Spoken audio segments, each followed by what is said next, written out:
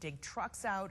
Our Jennifer Ann Wilson is here now. Jen, you've actually talked with some of our local folks who are stranded out there. I did. I spoke with a group of teens that are part of a youth group from Coon Rapids. They were amongst the 130 Minnesota teens who were in Washington, D.C. participating in a pro-life rally. Now, they left D.C. a day early, hoping to beat the storm, but instead were caught up in the middle of a road snowy gridlock for more than 5 miles long for nearly 24 hours. And how they chose to spend that time, well, it has the rest of the country talking. Mile marker 132.9 and the Pennsylvania Turnpike is usually just a blur to travelers passing through. For these Minnesota teens, it was divine inspiration. Together. Yeah! We're having noon mass at our John Paul the Great Hillside Chapel. The Archdiocese of St. Paul in Minneapolis was bringing 3 busloads of teens home from a pro-life rally in Washington, D.C. when the storm stopped them cold.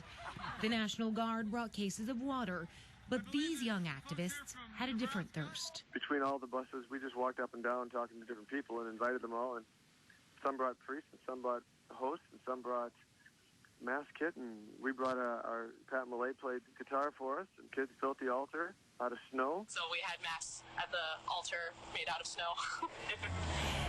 Sometimes life just isn't fair. Hundreds of people made their way to the altar. But it was a beautiful mass, too. The kids were so prayerful, and it was really a beautiful mass. Just seeing people stream from all sides of the interstate to come be with us and worship and pray was a beautiful thing. Well, videos and pictures of that Turnpike mess are flying around social media right now, and those 130 Minnesota teens, they're actually moving now, too.